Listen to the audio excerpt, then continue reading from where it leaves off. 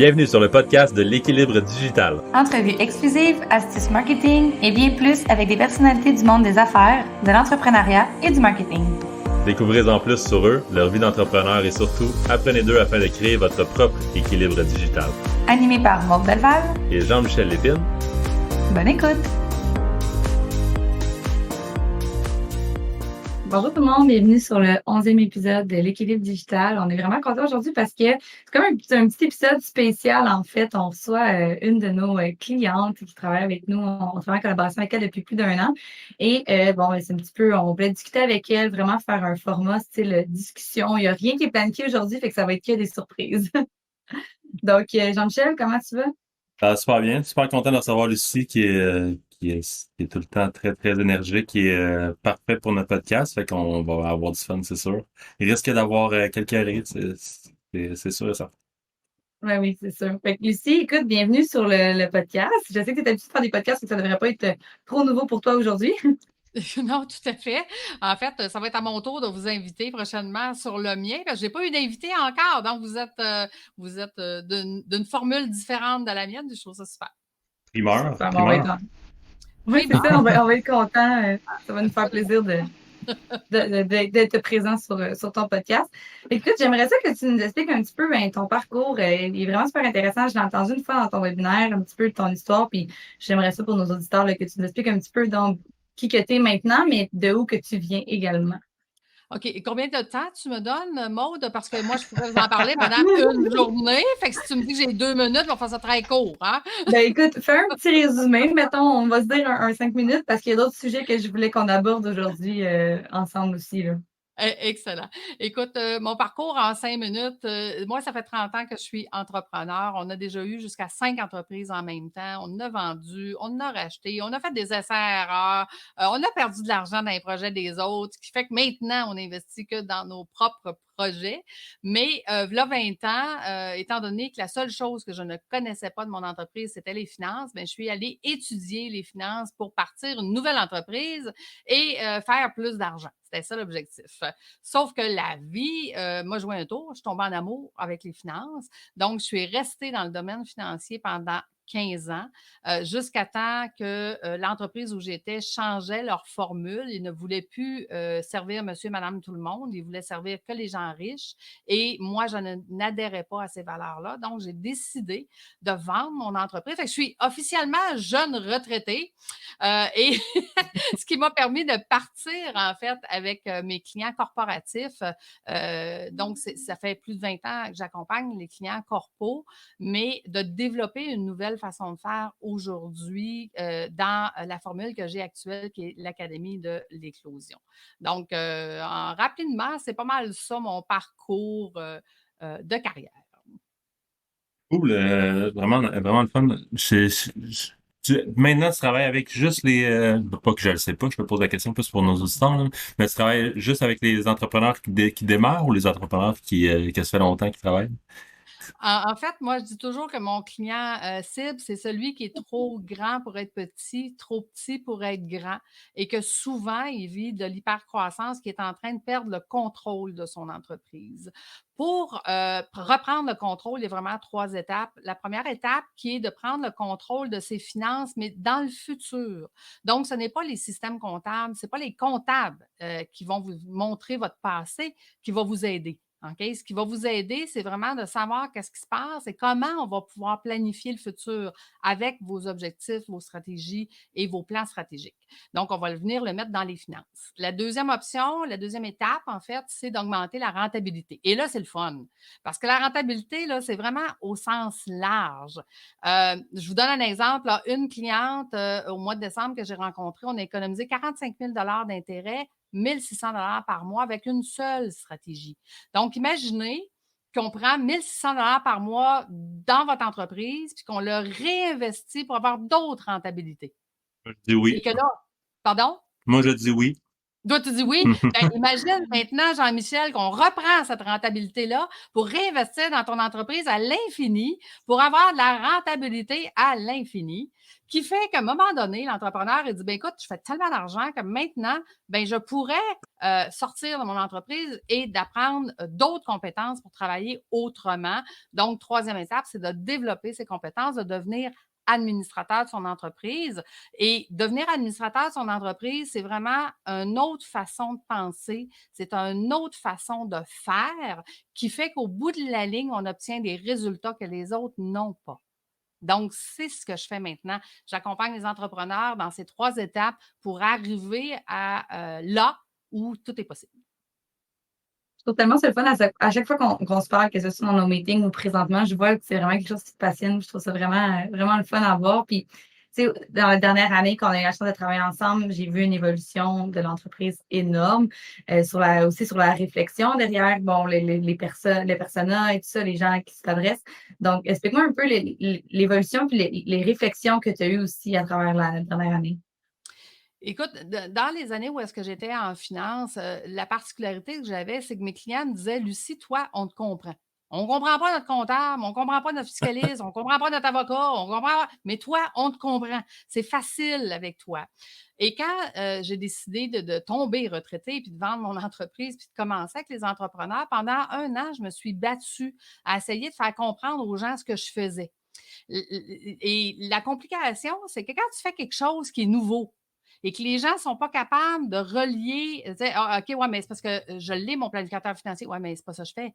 Ouais, mais je l'ai, mon fiscal. Ouais, mais c'est pas ça que je fais. Ouais, fait que là, tu essaies d'expliquer aux gens ce que tu fais, puis ils ne comprennent pas parce qu'ils n'ont jamais vu ça.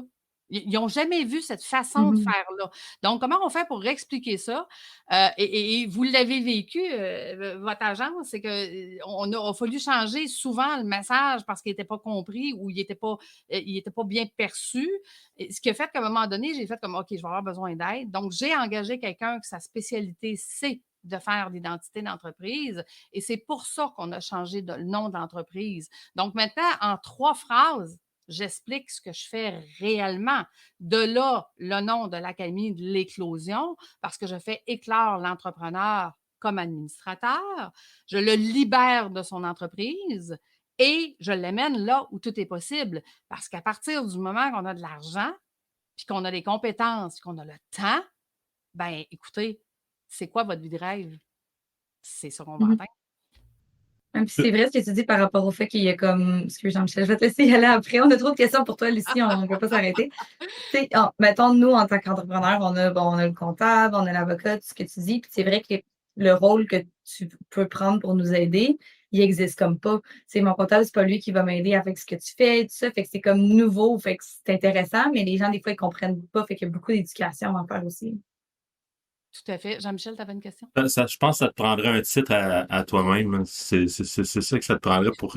Faudrait, faudrait mettre ton collaborateur Jean-Philippe qui t'a aidé à faire tout ce processus-là sur le projet de trouver un terme. Comme ça, t'as besoin d'un comptable, t'as besoin d'un ça, t'as besoin d'une Lucie. Ben, écoute, c'est drôle que tu dises ça, Jean-François, parce que justement, à mon réseautage ce matin, à un moment donné, les gens, ils ont dit, on fait ça à la Lucie.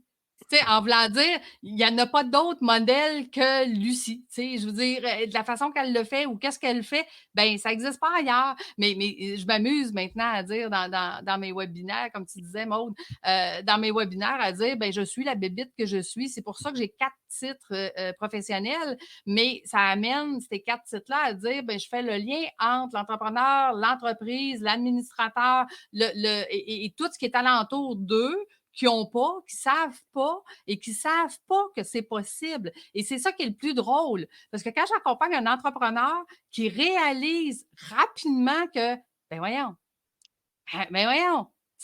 Lucie, tu me disais que c'était possible, mais je ne pensais pas vraiment, là. Puis là, ils font comme, c'est vraiment possible? Oui, je te l'ai dit, moi, pourtant, au début, là. Mais les gens, ils peuvent pas, ils savent pas, en fait, que c'est vraiment possible d'atteindre ces niveaux-là ou cette façon de travailler-là. Tu sais, puis moi, ce qui m'a poussée à aller dans cette formation-là, c'est qu'à l'époque, en finance, j'avais une cliente qui travaillait 5 heures par mois et que son entreprise la rémunérait 400 000 par année. Puis j'ai fait comme, ben, moi, je veux ça dans la vie, là. Qu'est-ce que ça prend? Fait que j'ai étudié, jusqu'à temps qu'à un moment donné, je fasse comme, ah, c'est comme ça qu'il faut penser, c'est ça qu'il faut faire. Donc maintenant, ben, c'est ce que je fais. Et quand tu dis, Maud, et tu sais, t'es passionné, ben, je suis passionné certain, parce que moi, l'objectif, c'est que tout le monde puisse travailler 5 heures par mois, puis faire 400 000 par année, là. Fait que, et quand j'amène les gens là, ils font comme, OK, mais j'aurais jamais pensé partir de 12 heures par jour à 5 heures par mois, puis que ça soit plus payant. Oui, c'est possible. Tout est une question de stratégie, hein? Une question, effectivement, de stratégie. Je dis tout le temps, hein, il y a 300 stratégies en finance, fiscalité, là, que le Centre québécois de formation en fiscalité que je fais depuis 20 ans nous donne dans leur gros cartable annuel. Mais quand tu commences à mélanger les stratégies d'entrepreneurs, entreprises, administrateurs, écoute, là, on a du fun. On a du fun parce que faire les choses autrement, ça donne des résultats autrement, puis ça donne le fait que si votre désir à vous, c'est de travailler 5 heures par mois, puis votre entreprise continue de vous rémunérer, c'est ça que vous allez obtenir. Sauf que si tu penses que c'est pas possible, ben tu travailleras jamais maintenant pour atteindre cet objectif-là. OK? Donc, c'est pour ça que j'amène les gens à dire, ben regarde, qu'est-ce que tu veux vraiment, toi? C'est quoi ta vie de rêve? Et tu sais quoi? On va aller plus loin que ça.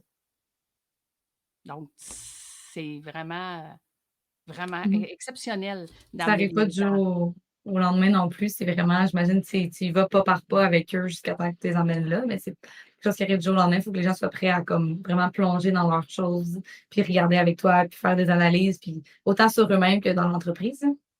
Ben, écoute, je te dirais que, tu sais, en tant qu'être humain, on a toujours tendance à dire, ben voyons, ça se peut pas. Puis je veux dire, j'ai appris aussi que entre l'âge de 2 à 6 ans, c'est là que tous nos paradigmes viennent de nos parents, de nos grands-parents. Tu sais, faire de l'argent, c'est mal. Tu sais, il y a juste ceux qui sont malhonnêtes qui en font. Tu sais, d'atteindre le niveau de Céline Dion, ben voyons, c'est pas pour nous autres. Il y en a juste une dans le Québec. Non, il n'y en a pas juste une dans le Québec, je vous le dis. Puis qu'est-ce qu'on fait, ces gens-là différents? Ben, en fait, ils ont développé leurs compétences pour apprendre à travailler différemment et maintenant, ils travaillent différemment. Tu vas regarder, mettons, l'entrepreneur qui dit qu'il va jouer au golf 3 jours par semaine. Tu dis, hey, lui, il a une belle vie, il est chanceux. Oui, mais ce que tu ne sais pas, c'est qu'en tant qu'administrateur, il est en train de se développer des partenariats, il est en train de faire des affaires, mais de façon différente sur le terrain de golf parce que ses fournisseurs potentiels ou ses clients potentiels ou ses partenaires potentiels sont sur le terrain de golf. Donc, il a appris à travailler autrement, à faire les choses autrement. Et c'est ce qui fait qu'il y a des résultats autrement. Mais si je vous dirais demain matin, allez vous promener ces terrains de golf sans avoir les compétences de savoir quoi faire, bien, vous allez juste avoir du fun, là. Je veux dire, fait que si tu sais pas qu'est-ce que tu t'en vas faire sur le terrain de golf, avec qui tu vas le faire, puis c'est quoi l'objectif que tu veux atteindre en faisant ça, ben, tu vas juste avoir du fun. Tu vas aller jouer au golf 3 jours par semaine, ce qui n'est pas méchant non plus. Mais est-ce que tu vas emmener ton entreprise ailleurs? Absolument pas, là. Tu sais, moi, j'entends beaucoup, justement, les gens dire « Ah oui, je vais t'aider à travailler sur ton entreprise. » Ah oui, mais c'est parce qu'un entrepreneur qui prend du temps pour travailler sur son entreprise et qui fait la même chose va avoir les mêmes résultats, là.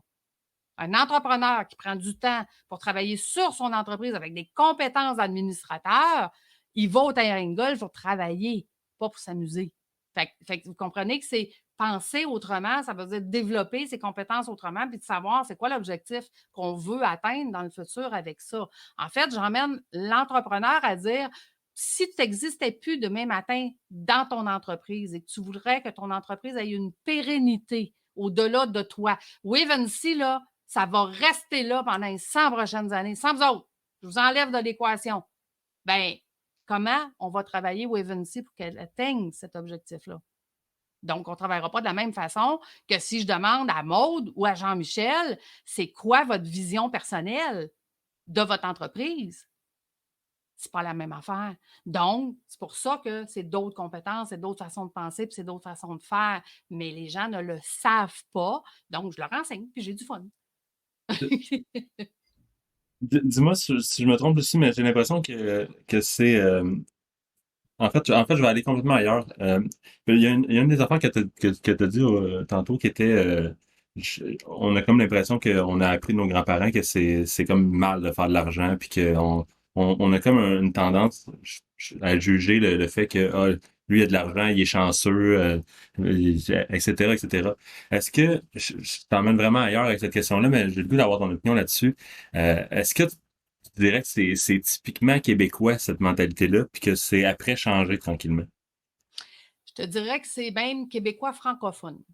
Parce que si on prend, mettons, les gens dans l'ouest de Montréal, qui sont beaucoup plus anglophones et qui ont une mentalité beaucoup plus anglophone, eux, là, au lieu de s'acheter une maison de 300 000 puis se dépêcher de payer l'hypothèque, ils vont acheter une maison de 500 000 qui vont refinancer toute leur vie pour aller réinvestir dans leur entreprise ou dans d'autres immeubles ou dans d'autres affaires.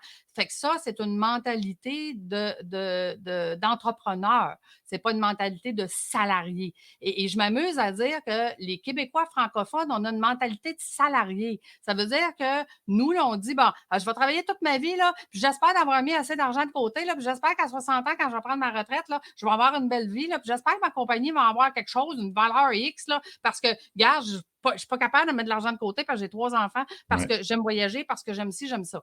Ça, c'est une mentalité de salarié. On a l'excuse facile, hein? Ben oui, mais je veux dire, en fait, c'est qu'on nous a inculqué, comme je te dis, à l'âge entre 2 et 6 ans, ces valeurs-là de dire, faut que tu travailles fort pour faire de l'argent, Ouais. tu comprends? Puis, écoute, moi, je m'amuse à dire que dans les années 50, là, qui faisait de l'argent au Québec? C'était la mafia. Donc, c'est normal que nos grands-parents pensaient comme ça. On le voit moins dans votre Pas fou. génération à vous. Vous êtes plus jeunes. Mais dans ma génération à moi, là, il y a encore beaucoup d'entrepreneurs qui disent ben non, hey, je ne peux pas faire de l'argent, là. Les gens vont dire quoi de moi, tu sais? Ils vont dire quoi que je me promène en belle auto ou tu sais, que j'ai une grosse maison ou que je voyage 5 fois par année ils vont dire quoi? On se sent jugé. Donc, oui, ça vient de. Puis c'est des paradigmes. Ça veut dire qu'il faut vouloir changer cette mentalité-là pour dire non, je ne veux plus ça, je veux avoir le droit. Qu'est-ce que ça prendrait pour que je puisse atteindre ces niveaux-là? Bien, Ouais. qu'est-ce que ça prendrait? C'est une mentalité différente, développer ses compétences, puis de faire des actions différentes. Sinon, hein, comme Einstein le dit, la folie, c'est de faire toujours la même chose, d'espérer un résultat différent. Moi, moi, Donc, moi, moi, j'ai le goût qu'on célèbre plutôt que le contraire, qu'on célèbre le succès en gang, que je sois content de la réussite de l'autre. Puis, ok, je pense qu'on devrait pas avoir non plus une Maserati ou une Porsche comme but premier, puis que l'argent, ça devrait pas être le KPI ultime. Mais tu sais, ça fait du bien de se gâter de temps en temps, puis je pense que c'est le fun, mais on devrait plutôt célébrer ça plutôt que de dire hey, lui avec sa Porsche, il se prend pour un autre, là.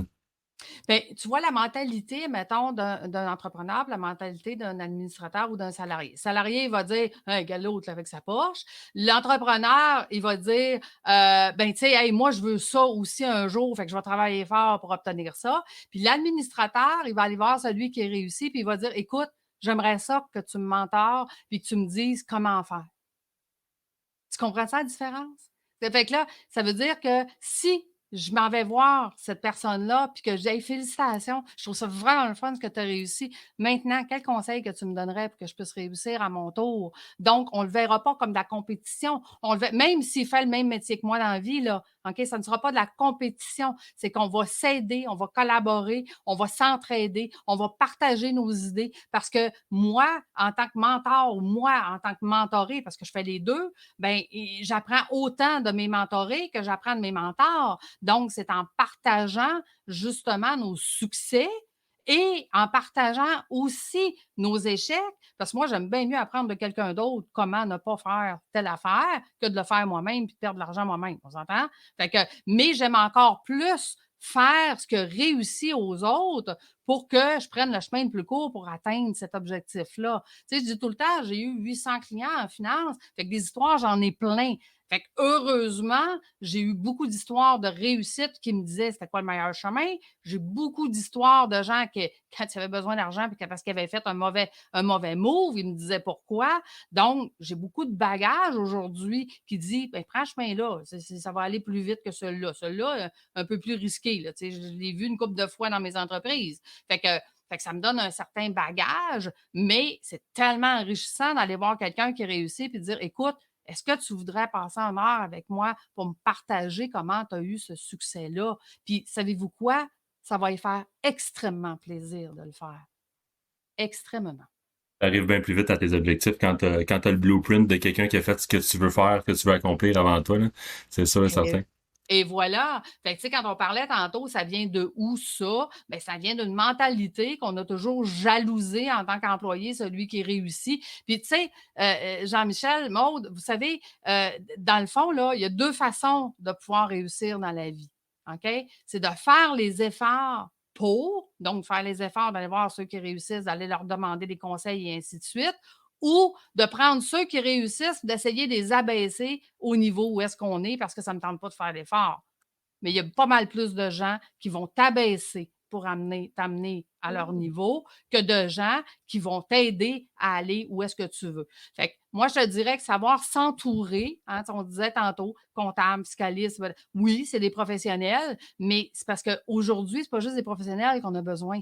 On a besoin des gens qui vont être des stratèges, qui vont nous aider à évoluer, à grandir plus vite, à prendre des chemins plus rapides. Fait que si vous n'avez pas ça alentour de vous, là, ben, ça va être bien plus facile de se faire baisser par en bas par les autres, puis de ne pas atteindre les objectifs qu'on veut atteindre. Puis, mais quand on est bien entouré, là, c'est tellement le fun. Puis moi, écoute, ma réussite, là, c'est la réussite de mes clients qui atteignent des niveaux puis qui font comme, rien, Lucie, écoute, ma vie est extraordinaire, là. Je pensais jamais un jour travailler 5 heures par mois, là. Je veux dire, puis, je fais plus d'argent, j'ai plus de liberté, je me promène avec mes enfants, j'ai regagné une vie. Je fais pas juste gagner ma vie, j'ai regagné une vie. Fait que donc, c'est pas vrai qu'on est obligé de travailler fort pour réussir. C'est une fausse croyance. On travaille différemment. Pas qu'on travaille pas fort. Mais je vous dirais que sur le terrain de golf, 3 jours par semaine, ou sur mon bateau en train de me faire bronzer pour motiver mon équipe, c'est pas mal plus le fun, OK? C'est ça la différence. Je vais faire une analogie par rapport à ce que tu as dit, là, parce que c'est vraiment imagé et fort, je trouve, puis ça se peut que je mette ça comme contenu LinkedIn bientôt. C'est par rapport à ce que tu disais, t'as 2 façons de construire le plus gros building en ville. C'est soit tu construis le plus gros building en ville en mettant une brique par brique puis en construisant, ou 2, tu essaies de détruire le building de tous les autres concurrents à côté. C'est quoi d'après toi qui te prend le moins d'énergie? C'est quoi? Écoute, en fait, ce qui va te faire plus grandir, c'est de mettre une pierre à la fois. Et je veux dire, tu vas tellement apprendre que le 2e building, tu vas le faire plus vite. Puis le 3e, tu vas le faire. Puis le 4e, tu vas dire, coudonc, tous ces buildings-là, ils se construisent dans une semaine. Maintenant, c'est à peu près 1 mois à construire le premier. Mais ça, c'est ce qu'on appelle l'expérience. Fait que l'expérience, ben, c'est soit qu'on fait des essais-erreurs, puis des fois, ça coûte cher, ou on se fait accompagner, puis on va plus vite. Fait que mais si tu veux te rendre à ton 4e, ton 10e building, c'est possible. Engage les gens qui ont fait les premiers. Oui, voilà. Tu peux l'essayer tout seul, là. Tu peux faire les essais-erreurs si ça te tente, là. Mais je te le dis, là, c'est parce que la vie, tu sais, imaginez-vous, là, où est-ce que vous étiez, il y a 5 ans, là. Il y a 5 ans. Hey, c'était hier. Donc, dans 5 ans, c'est demain. Fait que le temps que tu fais des essais-erreurs, là, tu te ramasses un jour à l'âge de 50 ans, puis tu te dis, tabarouette, c'est parce que c'était hier. Puis il me semble que je ne suis pas rendue à mon 4e building encore, là. Fait que c'est ça. Vous savez, on parlait de leadership ce matin avec une de mes clientes, puis je lui disais, leadership, là, je dis, c'est pas compliqué. J'ai dit, c'est 1, de se connaître soi-même, puis 2, de continuer à apprendre toute sa vie. C'est ça, un leader. Un leader, c'est que ça reste à l'affût de ce qui se passe, de comment ça se passe. Il apprend des autres. Il n'est pas gêné d'aller voir ceux qui réussissent puis de leur dire félicitations, je suis vraiment content pour toi, mais hey, explique-moi par où tu as passé. Explique-moi ton histoire. Puis moi, là, chaque client, chaque personne que j'aide, chaque personne que je rencontre, pour moi, ce sont des livres qui me racontent leur histoire et j'apprends. Hey, j'avais un client, là, on a travaillé 5 ans pour l'achat de son bateau. Peux-tu vous dire que je connais, je pense, de A à Z, c'est quoi un voilier, puis quelle grandeur que ça prend, puis c'est quoi les cours qu'il faut faire, puis le cours de CB, puis le cours des écluses, puis le cours... J'ai jamais vu de voilier de ma vie, là. J'ai jamais mis les pieds dessus, là. Mais mon client était tellement passionné de l'achat de son voilier qu'on était en train de planifier que j'ai réalisé à ce moment-là, écoute, quelqu'un qui est en avant de toi et que tu lui fais raconter son histoire, tu viens de lire un livre en 30 minutes, puis te raconter plein de choses, puis t'as appris plein de choses. Puis moi, ben écoute, j'ai l'imaginatif très développé, vous le savez, puis je vous adore pour ça parce que vous m'accompagnez dans mes changements perpétuels, parce que j'ai toujours des nouvelles idées, nouveaux projets pilotes, nouvelles affaires. Hey, quelqu'un m'a fait penser à telle affaire, mon Dieu, il faudrait que je fasse ça. Là, j'ai comme 3-4 projets pilotes là, qui sont là, puis que je dis, OK, là, lequel que je vais faire le prochain? Là? C'est quoi la prochaine affaire? Et moi, je ne suis pas juste celle qui crée. On crée, on met en place, on crée, on met en place. Et plus vite je mets en place, plus vite je suis heureuse. Fait que ça me prenait une équipe comme vous qui a été capable de s'adapter à dire, ben Lucie là, est toujours en train de changer, dans perpétuelle amélioration continue. Et vous me suivez là-dedans, puis je vous en honore pour ça, parce que ce que j'ai trouvé le plus difficile à travers le temps, d'avoir des compagnies marketing, c'est quoi ton budget? Parfait, le budget est terminé ce mois-ci, fait qu'on n'a plus rien à faire avec toi. C'est parce que moi, j'ai comme 3-4 autres idées, là. Hein? Qu'est-ce qu'on fait avec mes autres idées? Marche pas, là. Puis vous, ben, vous avez embarqué dans mon univers. Vous avez dit, ben Lucie, c'est la bébête spéciale qu'elle est. Puis vous me suivez. Puis je trouve ça merveilleux parce qu'on collabore. Pas juste client-entreprise, on collabore ensemble, puis on s'ajuste, puis on discute, puis on se donne nos opinions, puis on se fait évoluer mutuellement quand on fait ça. Fait que, je veux dire, je suis de plus en plus compétente, ce que je n'étais pas du tout avant de faire affaire avec vous au niveau numérique. Je suis de plus en plus compétente, je comprends de plus en plus comment ça se passe, mais vous êtes toujours ouvert à « Hey, j'ai appris telle affaire, qu'est-ce que vous en pensez? Puis est-ce que nous, on pourrait l'appliquer? Est-ce que nous, on pourrait l'utiliser, cette information-là? » Donc, j'ai toujours dit la perfection n'existe pas. Il n'existe que l'amélioration continue. Et moi, l'amélioration continue, bien, dans mon livre à moi, ça se fait un petit peu à tous les jours. Ce qui va faire que l'année prochaine, on va être 365 fois plus loin que cette année. Amen. Cette phrase-là, c'était super bon. La perfection, ça n'existe pas. C'est très, très bon. De deux, merci beaucoup. C'est super gentil pour les bons mots. C'est vraiment super apprécié. Lucie, t'es clairement une fille de projet, là, tu viens de le dire, puis on me confirme à l'oreille que oui. J'ai l'impression que, peut-être pour avoir parlé avec le monde de nos projets futurs là, dans les dernières semaines, j'ai l'impression qu'il y a cette tendance-là de beaucoup de personnes, puis ton offre fait du sens aussi en fonction de ce que je vais dire, qu'il y a une volonté d'avoir plusieurs projets d'affaires en même temps, de vouloir se partir plusieurs entreprises, puis de pas juste rester justement pris dans une même entreprise à 70 80 heures semaine sur un seul projet pendant 40 ans.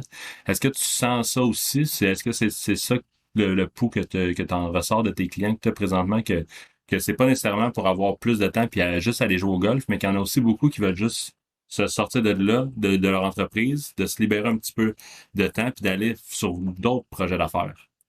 Oui, et puis le danger, c'est comme je disais tantôt, là, les gens qui vendent du rêve, là, de dire Hey, je vais te donner du temps de travailler sur ton entreprise, puis tu vas avoir plus d'argent pour ça sans avoir de compétences. M'excuse, mais c'est pas la recette qui est gagnante, là. OK? Parce que quand on a plus de temps et qu'on est capable de travailler différemment, tu sais, je vais vous donner un exemple très rapide. Là. J'ai une entrepreneur, elle dit Écoute, Lucie, j'ai de l'ouvrage, il faut que j'engage. Puis elle dit financièrement, étape numéro 1, financièrement, est-ce que c'est payant pour moi de le faire? Fait qu'on s'assoit, on regarde dans le futur les deux situations. Sa situation actuelle, situation de nouvel employé. Fait que finalement, on se rend compte que pour le risque d'engager un employé, ça ne valait pas la peine présentement parce qu'on arrivait à peu près au même résultat. Donc, on ne prendra pas le risque d'engager quelqu'un si on a le même résultat au bout de la ligne. Fait qu'elle me demande, elle dit, Lucie, elle dit, je suis intéressée par ta formation d'administrateur. Fait qu'elle dit, qu'est-ce que ça va me donner? Et là, je pars à rire. J'ai dit, c'est pas compliqué. Je dis, un entrepreneur, il pense à engager. Un administrateur va aller acheter la compagnie de la personne que tu as besoin. Puis lui, il va venir baisser son risque dans son entreprise actuelle, puis il va faire 2 fois plus de revenus. C'est ça la différence. Fait que, tu sais, quand tu dis, Jean-Michel, se libérer du temps pour pouvoir faire plusieurs projets, la réponse, elle est oui. Mais si je n'ai pas les compétences pour gérer la nouvelle entreprise que je viens d'acheter, pour savoir si elle va bien, même si je ne suis pas là, ben peut-être que tu vas juste investir et que tu vas avoir plus de risques au lieu d'avoir baissé ton risque et qu'au final, j'ai vu beaucoup d'entreprises faire faillite parce qu'ils avaient fait du développement, mais de façon mal faite. OK? Donc, ils ont fait en augmentant le risque sans le savoir. Ils n'étaient même pas conscients qu'ils étaient en train d'augmenter leur risque. OK? Parce que tu vois, l'autre exemple, c'est que j'ai un entrepreneur, il dit, je suis en train de m'associer. OK, parfait. Qu'est-ce que tu fais toi dans la vie? Bien, il dit, moi, j'ai une équipe qui fixe des rendez-vous pour les clients. Merveilleux. La compagnie avec qui tu veux t'associer, qu'est-ce qu'elle fait? Et là, il arrête de parler, puis il me regarde, puis il dit, Lucie, je suis en train de réaliser que eux, dans l'association, ils n'auront plus besoin de me payer. Donc, ça veut dire que lui, là, en tant qu'entrepreneur, tu lui poses la question, est-ce que c'est bon de t'associer? Tu dis, ben oui, je suis diversifié. En tant qu'administrateur, tu regardes pour le bien de l'entreprise, est-ce que c'était bon, cette association-là? La réponse est non, parce que tu augmentes le risque de ton entreprise, tu n'as plus de revenus de ce client-là qui était ton plus gros client. Donc, il va falloir que tu vendes 2 fois plus pour le compenser. Il va quand même falloir que tu lui donnes le service. Donc, c'est quoi la probabilité que cette entreprise-là continue à long terme? Elle est beaucoup moins élevée qu'avant. Donc, quand tu n'as pas les compétences, c'est ça je vous dis, quand vous n'avez pas les compétences d'administrateur, vous pouvez pouvoir travailler sur plusieurs projets, mais ça ne veut pas dire que vous le faites de la bonne façon, puis ça ne veut pas dire que vous allez être rentable. Vous pensez que oui, là, en tant qu'entrepreneur, là, parce que vous dites, ben oui, moi, je suis diversifié dans plein d'affaires. OK, mais s'il faut que tu prennes du temps dans ton entreprise qui te rapporte le plus pour aller mettre du temps dans quelque chose que tu n'es pas sûr qu'il va rapporter, tu viens d'augmenter ton risque et ça ne veut pas dire que tu vas faire plus d'argent. Donc, il y a une façon de le faire et il faut bien le faire. Donc, je te dirais que le conseil que je donne aux gens, c'est qu'avant de faire des moves, puis avant de juste évaluer les finances d'une entreprise, il y a 6 grands axes dans une entreprise qu'il faut évaluer. Donc, quand vous connaissez comment évaluer ces 6 axes-là et qu'en plus, ça baisse votre risque dans la vote puis ça augmente les revenus de l'autre côté, bien, quand tu vas mettre ta signature sur le papier en disant on vient d'acheter cette entreprise-là, tu vas déjà contrôler ce qui s'en vient dans le futur plutôt que de dire hey, je suis diversifié, qui n'est peut-être pas rentable. OK? Fait que c'est ça. Mais les gens ne le savent pas. On ne nous a pas appris ça, ni à l'école, ni. Puis il n'y en a pas d'école de ça non plus, là. Ben, à part d'étudier comme moi pendant 20 ans puis de faire des cours d'administrateur agréé, là. Mais je pense pas que ça vous tente de passer 20 ans en études là, pour arriver là, là. Fait que moi, tu sais, mes formations durent 26 semaines. Après 26 semaines, les gens savent comment. Fait que, fait que c'est comme, tu sais, c'est beaucoup plus gros, hein, mettons. Fait que, mais c'est ça. C'est ça. Il faut faire attention. Des fois, en tant qu'entrepreneur, les connaissances qu'on a, on pense que c'est bon. Puis, on se rend compte quelques années plus tard que, oups, c'était un mauvais move, un essai-erreur qui coûte cher. Puis là, ben, ça nous fait reculer au lieu de nous faire avancer. Donc, moi, ce que j'aime, c'est d'accompagner mes entrepreneurs à avancer beaucoup plus vite qu'ils pensaient. Puis à éviter ces chemins-là d'essai-erreur. Ouais. Ça peut être agréable aussi d'entendre toutes les histoires de, tu sais, j'en ai déjà entendu quelques-unes de mon côté, puis des clients, justement, parce que c'est comme un rêve pour eux qui se concrétise dans un certain sens, fait que ça va être vraiment super agréable. Mais écoute, Lucie, je t'emmène sur notre avant-dernière question qu'on avait pour toi aujourd'hui, puis je change de sujet complètement. C'est que tantôt, tu parlais d'avoir des bas, tu sais, t'as des mentors et tout ça, et tu te fais mentorer, mais il y a aussi le côté d'avoir un cercle de gens autour de toi, puis d'avoir des entrepreneurs dans ton réseau et tout ça. Puis tu nous parlais justement avant qu'on commence l'enregistrement du podcast que tu fais partie d'énormément de réseautage. Puis je veux savoir un petit peu, est-ce que pour toi, qu'est-ce que ça a changé en fait, les réseautages avec lesquels que tu participes? Qu'est-ce que tu dirais que ça a fait dans ton évolution en ce moment? Écoute, le réseautage, pour moi, a toujours fait partie de ma vie, OK? Parce que quand j'accompagne un entrepreneur, moi, je suis une fille solution, OK? Donc, c'est quoi la solution pour régler la problématique?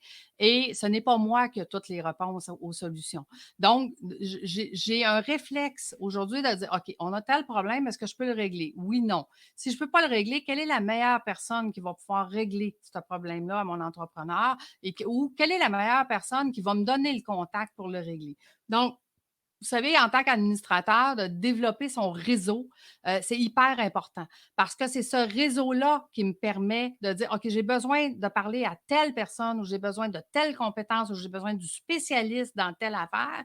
Donc, on s'en va directement au spécialiste. Donc, le réseautage, ça fait partie du rôle d'un administrateur d'avoir des gens qui nous entourent, qui vont nous mettre en connexion et qui vont nous donner les personnes qui vont nous aider à un niveau différent. Si je connais personne à qui je peux demander, C'est pas moi qui les ai tous, les réponses. Par contre, moi, ce que je veux, c'est d'avoir le meilleur qui va régler le problème de mon client.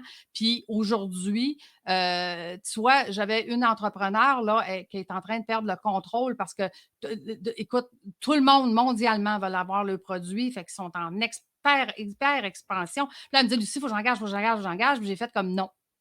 Tu vas arrêter d'engager. On va plutôt prendre tout ce qu'on peut, puis on va aller chercher des spécialistes à l'externe pour le moment, pour te libérer du temps, pour que tu puisses aller former tes directeurs puis les gens que tu es en train d'engager pour qu'eux, à leur tour, forment les employés. Puis après ça, on va ramener tranquillement pas vite. Donc, mon réseau, dans ce temps-là, ben, il me sert à trouver les meilleurs spécialistes dans ce que je peux accompagner mon client en confiance. Parce que là, on a délégué en confiance en sachant que le travail va être bien fait, puis que quand on va le ramener tranquillement, pas vite, on va le ramener un à la fois avec la bonne personne, les bons outils, on va le prendre le temps de les former. Et d'ici 6 mois à 1 an, on va avoir repris le contrôle, puis là, on va être en mesure d'aller faire une expansion à 1000 employés et plus si elle veut, parce que c'est vers ça qu'on s'en va. Donc, d'avoir les gens importants alentour de toi le réseau, c'est une des tâches d'un administrateur les plus importantes. Donc, moi, ça fait longtemps que j'ai compris ça et ça fait 20 ans que je fais du réseautage un peu partout. Tout le monde me connaît. Et c'est drôle parce qu'il y a quelqu'un qui me disait la dernière fois, il dit, en tout cas, il dit, t'es beaucoup, beaucoup connu dans ce réseau-là. Puis il dit, il y en a qui disent qu'ils t'aiment pas parce que t'es vraiment ben trop énergique, tu sais. Et j'ai dit, ben, c'est pas grave. Je veux dire, il y a des gens qui vont m'aimer parce que justement, je suis énergique. Il y en a d'autres qui vont moins aimer parce que je suis énergique. Mais ceux qui m'aiment le moins, est-ce que ce sont des gens qui veulent faire l'effort ou ce sont les gens qui veulent m'attirer par en bas? Je vous pose la question. Mhm. Je pense qu'on a une bonne réflexion là-dessus, mais je pense qu'on s'est tiré vers le bas. Est-ce que le monde peut pas plaire à 8 milliards de personnes sur la planète? Je pense que tu es aussi bien de rester toi. Faut pas faire un effort non plus d'être une personne désagréable. C'est pas ça que je dis, mais si tu restes toi puis qu'il y a du monde qui t'aime, je pense que reste toi puis Exact. continue de t'améliorer en tant qu'humain, mais tu sais, essaie pas besoin de plaire à tout le monde non plus. On a un style énergique qui va plaire à plein de monde, comme à nous. Puis on va peut-être déplaire à quelques-uns, mais c'est correct. Il y a des personnes qui vont pouvoir aider ces gens-là aussi, puis pas de stress avec ça. J'ai une petite dernière question qu'on pose à tous nos invités, et ce pourquoi, dans le fond, notre podcast s'appelle Équilibre digital. Tu as dit au début du podcast, Lucie, puis ça m'a bien fait rire en dedans de moi, que tu étais une jeune retraitée. Puis pour te parler assez souvent, je sais très bien que c'est pas le cas parce que tu travailles en Cincinnati-Bernadette. Pour quelqu'un qui travaille autant que toi, là, je te pose la question. On est dans un univers numérique, là, surtout avec le COVID, de travailler en ligne, puis d'être sur multiples réseaux sociaux, puis d'avoir une trolley de stimuli, puis d'avoir qui est tout le temps sans cesse dans notre face, puis de devoir être partout, de devoir être sur LinkedIn, de sentir, de devoir qu'il faut que tu sois aussi faire un groupe Facebook, puis tout ça. Comment, à travers tout ça, Lucie, elle garde son équilibre dans ce monde digital-là?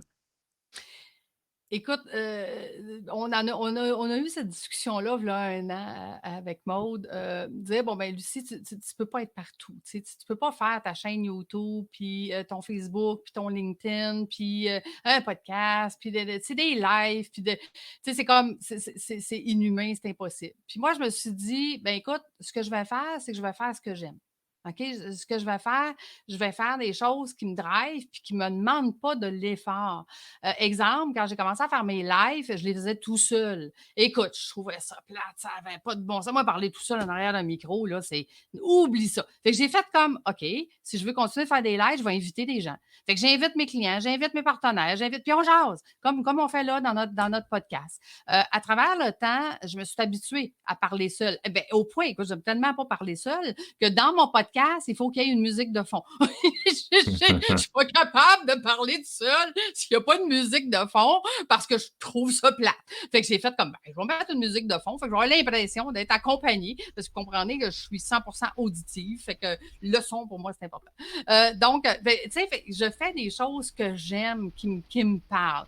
Tu vois, mes Facebook, là, mes groupes, puis mes pages, puis je suis un peu moins présente parce que il n'y a pas d'interaction. Les gens, ils m'écrivent pas, ils me parlent pas. LinkedIn, ben, les gens se sont mis à m'écrire, à commenter, ben là, j'aime ça. Fait que tu sais, maintenant, j'y vais avec ce que moi, j'aime. Et ce que j'aime pas, j'ai toujours dit, continuez d'apprendre ce que vous aimez et déléguer ce que vous n'aimez pas. Donc, moi, j'ai engagé la meilleure agence sur la planète, Wavency, qui s'occupe de tout ce que j'aime pas, donc ce qui me laisse la place pour faire ce que j'aime et de le faire de la façon que j'aime. Fait que quand on se respecte, je pense que ça devient facile et ça devient le fun à faire. Tu sais, on a fait des tests, Jean-Michel, tu te souviens, des tests où est-ce que les gens pouvaient m'écrire en Messenger, où est-ce que je recevais plus de Messenger, c'était les samedis soirs et les dimanches soirs. Mon chum était un peu moins content. Tu sais, en écoutant la télé, là, à qui tu parles, pourquoi cette heure-là? Ouais, parce que mes entrepreneurs, ils n'ont pas le temps. C'est là qu'ils ont 5 minutes, à 9 h le soir, le samedi soir, pour regarder les choses. Mais je veux dire, ça, on l'a abandonné, même si ça donnait des résultats, parce que moi, ça me convient pas, puis que ça rentre pas dans mon horaire, puis je me respecte pas quand je fais ça. Donc, on a trouvé d'autres façons de faire pour rejoindre ces gens-là, puis de dire, ben si c'est important pour toi, là, puis que je te dis que je vais être en webinaire le 18 à midi, tu vas être là, le webinaire vendredi à 18, parce que c'est important pour toi, puis tu vas prendre ce temps-là. Tu vas prendre du temps où est-ce que c'est important. Donc, faites-le pour vous, puis quand c'est important, ben prenez le temps. Voilà. J'aime l'angle que tu l'as apporté de choisir ce qu'on aime. C'est vraiment, c'est différent de la plupart des réponses qu'on a eues à date. Puis je trouve ça vraiment pertinent. Mais écoute, merci Lucie pour ta présence. Puis les bons mots aussi, c'est vraiment un plaisir de collaborer avec toi. Puis on va espérer que cette collaboration dure super longtemps dans le futur. Fait que merci d'avoir accepté cette invitation aujourd'hui. Ben écoutez, c'était un grand plaisir. Puis écoute, pour une première, là, c'est pas préparé. On n'est pas payé quand même. Là. On peut se féliciter, là. Ben oui. Ça a super bien été, mais on est habitués de discuter ensemble aussi. Hein, fait que... Oui, ben, c'est parce que tu sais, j'ai 3-4 projets toujours qui roulent. Fait que c'est ce qui fait que, regarde, on s'adapte, puis on continue, puis on améliore, puis on a du fun. C'est ça le principal, c'est d'avoir du fun dans ce qu'on fait. Je pense exactement. Que c'est la clé du succès. Ben, merci Lucie. Merci à vous.